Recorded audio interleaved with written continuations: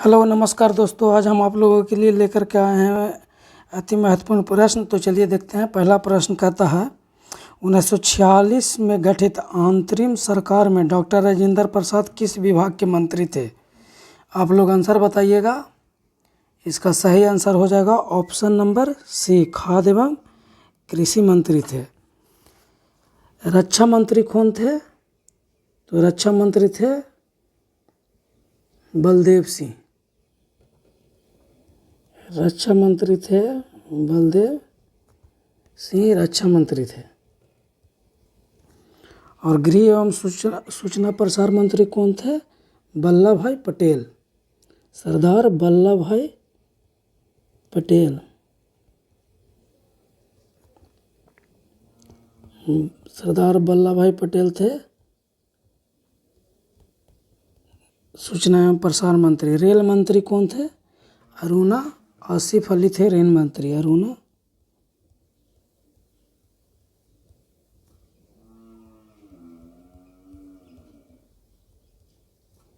अरुणा आसिफ अली थे रेल मंत्री। अगला क्वेश्चन देखिए। अगला क्वेश्चन कहता है विश्व आर्थिक फोरम की बैठक का स्थल दावोस कहाँ स्थित है? दावोस कहाँ स्थित है यह आपको बताना है। इसका सही आंसर हो जाएगा ऑप्शन सी, स्विट्जरलैंड में। विश्व आर्थिक मंच की स्थापना कब हुआ था बताइएगा। विश्व आर्थिक मंच की स्थापना कब हुआ था आप लोग बताइएगा। विश्व आर्थिक मंच की स्थापना 1971 ईस्वी में हुआ था, याद रखिएगा आप लोग। अगला प्रश्न कहता है ओलंपिक खेलों में किस खेल के लिए बैल वॉकर कप प्रदान किया जाता है? ओलंपिक खेलों में किस खेल के लिए बैल वॉकर कप प्रदान किया जाता है? तो आपका सही आंसर हो जाएगा ऑप्शन बी, मुक्केबाजी के लिए।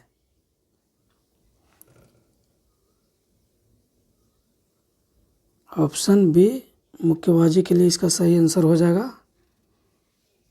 आप लोग याद रखिएगा, क्या याद रखिएगा, फुटबॉल पहले क्रिकेट, पहले हम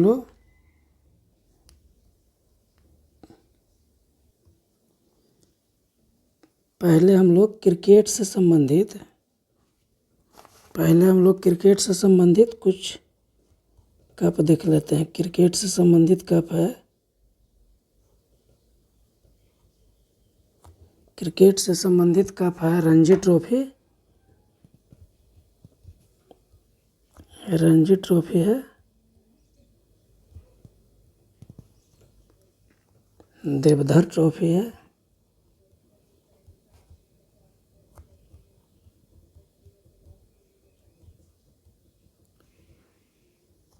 दिलीप ट्रॉफी है क्रिकेट से संबंधित।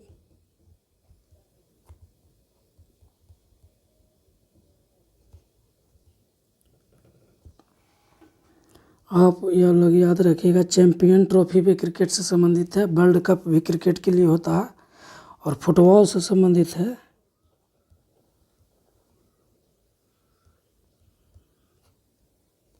फुटबॉल से संबंधित कप हो जाएगा डेविस कप। फुटबॉल से संबंधित है, डेविस कप फुटबॉल से संबंधित है। और फुटबॉल से संबंधित होगा Merdeka cup. Merdeka cup football से संबंधित है। संतोष ट्रॉफी भी फुटबॉल से संबंधित है। यह बड़ी बार पूछा गया क्वेश्चन है। अगला क्वेश्चन देखिए प्राचीन नगर तक्षशिला निम्नलिखित में से किसके बीच में स्थित है? प्राचीन नगर तक्षशिला निम्नलिखित में से किसके बीच में स्थित है? आप लोग बताइएगा। इसका सही आंसर हो जाएगा ऑप्शन ए, सिंधु एवं झेलम के बीच स्थित है। अगला प्रश्न निम्नलिखित में से कौन सा विद्रोह है जो बंकिम चंद्र चटर्जी के उपन्यास आनंद मठ के द्वारा प्रसिद्ध हुआ था? इसका सही आंसर हो जाएगा ऑप्शन डी, सन्यासी विद्रोह। आनंद मठ से ही भारत का राष्ट्रीय गीत वंदे मातरम लिया गया है। वंदे मातरम मातरम लिया गया है आनंद मठ से।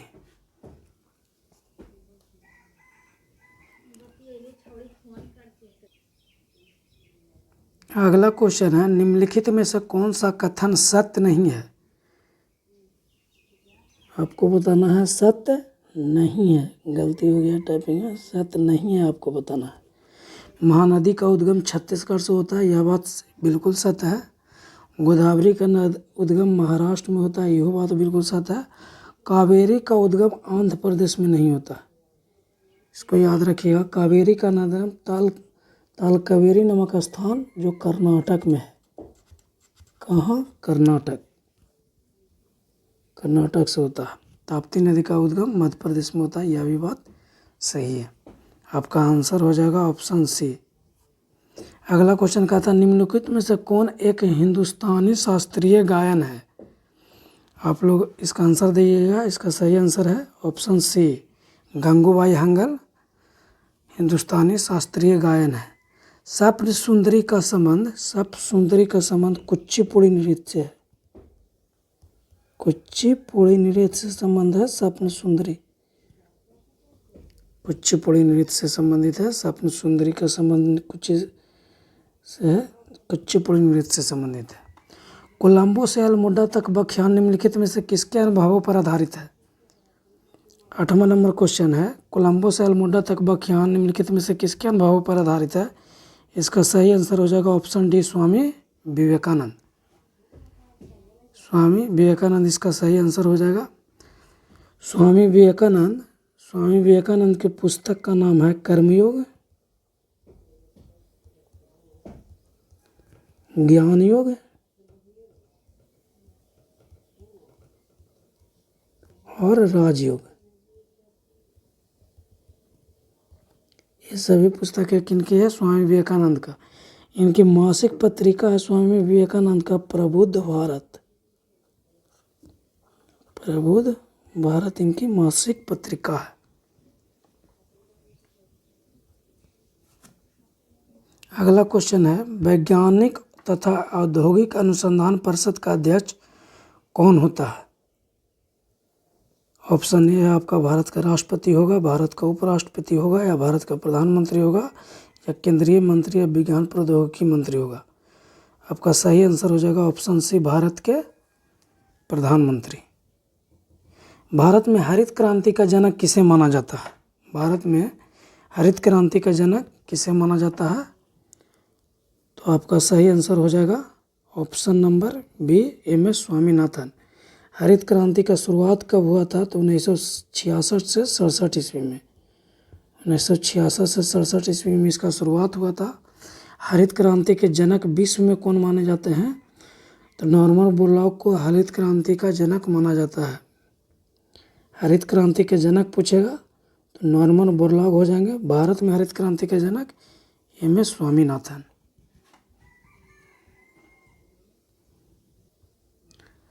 अगला क्वेश्चन है, राष्ट्रीय स्मार्ट गवर्नमेंट संस्थान कहाँ स्थित है?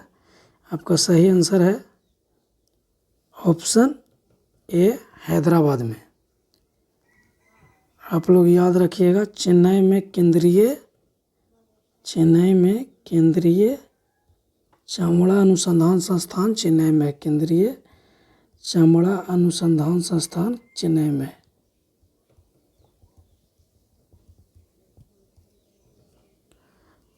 भारतीय मौसम वेधशाला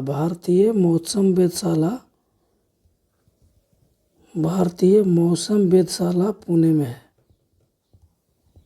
भारतीय मौसम वेधशाला पुणे में है।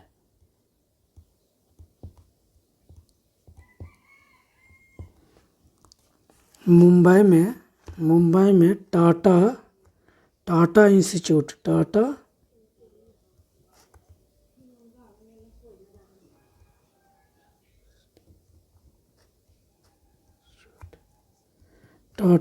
इंस्टीट्यूट ऑफ फंडामेंटल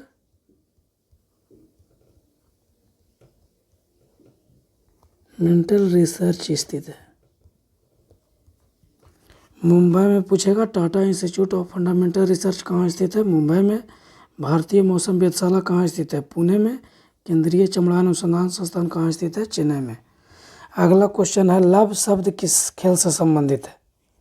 लव शब्द जो है वह किस खेल से संबंधित है, आप लोग को बताना है। ऑप्शन आपका है टेनिस से, क्रिकेट से, पोलो से या बिलियर्ड से। तो आपका सही आंसर हो जाएगा ऑप्शन ए, लव शब्द जो है टेनिस से संबंधित है। क्रिकेट से संबंधित है,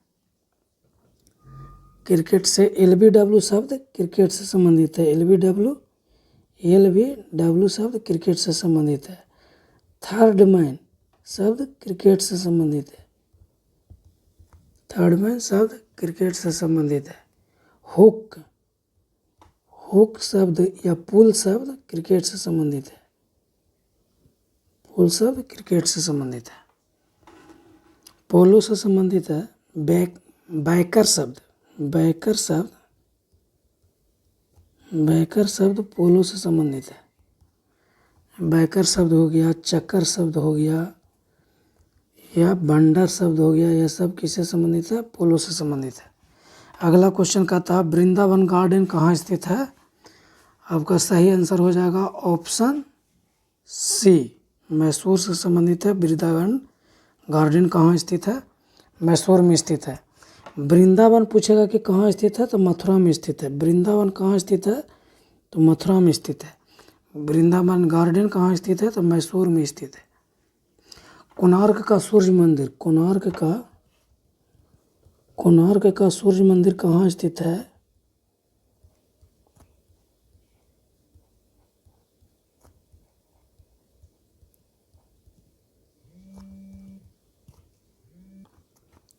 कोणार्क का सूर्य मंदिर उड़ीसा में स्थित है। उड़ीसा में स्थित है कोणार्क का सूर्य मंदिर। नवग्रह महल भी उड़ीसा में स्थित है। नवग्रह महल भी उड़ीसा में स्थित है। अगला क्वेश्चन है, निम्नलिखित में से कौन सा बर्ड फ्लू वायरस है जिसे एवियन फ्लू वायरस भी कहा जाता है?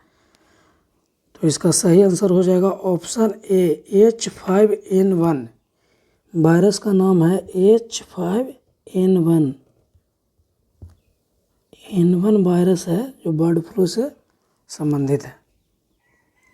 अगला क्वेश्चन है, सिम, मोबाइल सिम कार्ड में सिम का अर्थ होता है। इसका सही आंसर हो जाएगा मोबाइल सिम कार्ड में सिम का अर्थ क्या होगा, यह आपको बताना है। मोबाइल सिम कार्ड में सिम का अर्थ क्या होगा? ऑप्शन बी इसका सही आंसर सब्सक्राइबर आइडेंटिफिकेशन मॉड्यूल। आप लोग याद रखिएगा, रैम का फुल फॉर्म हो जाएगा, read only memory. Read only memory. IP का फुल फॉर्म हो जाएगा, internet protocol.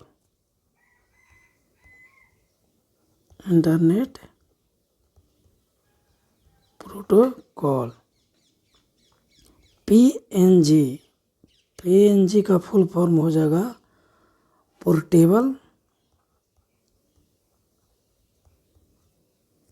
Portable network graphics.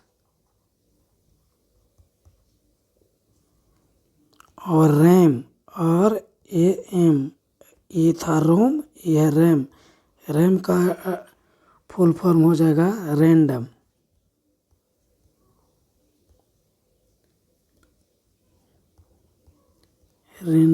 Access memory.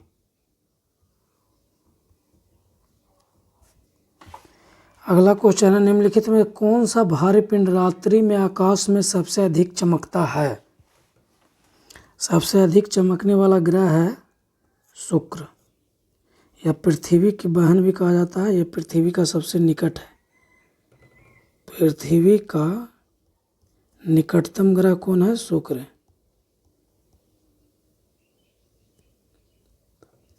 ग्रह है शुक्र। बुध है सूर्य के निकट सबसे, कौन है? बुध, या सूर्य का सबसे निकट है। सूर्य का निकटतम है बुध ग्रह है सूर्य का निकटतम। बृहस्पति सबसे बड़ा ग्रह है, याद रखिएगा बृहस्पति सबसे बड़ा ग्रह है।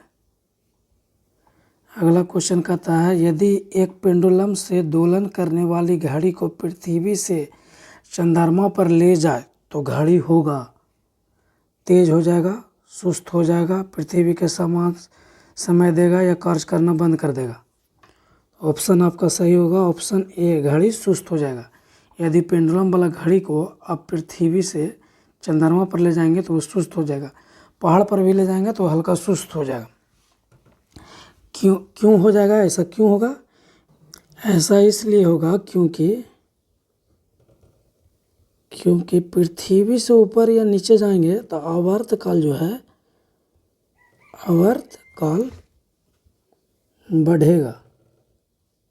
आवर्तकाल क्या होगा? बढ़ेगा।